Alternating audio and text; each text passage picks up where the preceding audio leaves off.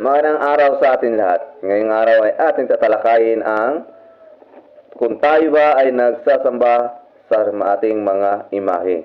Lagi tinutulig sa iyan ng mga anti-Catholics na tayo daw yung mga Katoliko ay nagsisimba sa imahe ng mga santo.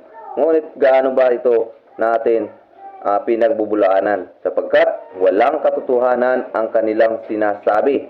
Sabi nga sa Lucas 6:37, huwag mong husgahan ng iyong kapwa dahil ang tunay na Katoliko hindi nagsasamba sa rebulto.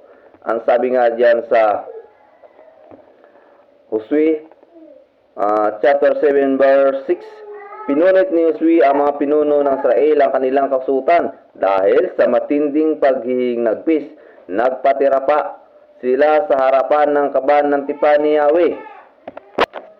Kung ang pagpatirapan ni Josue ay tanda ng kanyang pagsamba doon sa kaban ni Yahweh, yun ba'y sumasamba na siya sa kaban ng tipan ni Yahweh? Hindi, sapagkat ang tunay na pagsamba niya lamang ay sa Diyos at wala ng iba.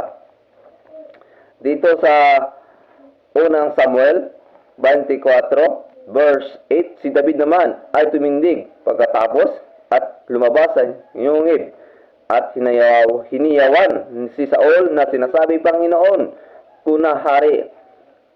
At nang lumingon si Saul ay niyukod ni David ang kanyang mukha sa lupa at nagbigay galang.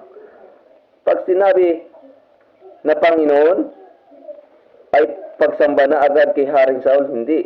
Ang sabi, pagbigay galang bilang isang hari. Yun ba'y tinatawag na Diyos-Diyusan? Hindi ho.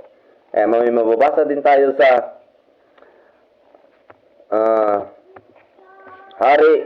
Unang Hari 8:54, nakaluhod si Solomon sa harapan ng altar ni Yahweh. Malinaw ang sinasabi ay si Haring Solomon ay nakaluhod mismo sa harapan ni Yahweh. Kung ang tunay na pagsamba pala ay doon sa harapan ng altar ni Yahweh ay Diyos-Diyusan na, sa makatuwid sila ay nagkasala mismo kay Yahweh.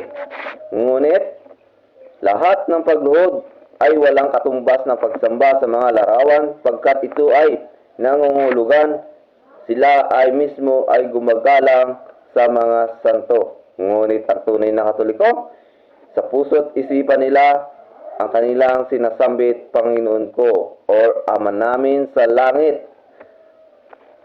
Yun po ang tunay na Katoliko.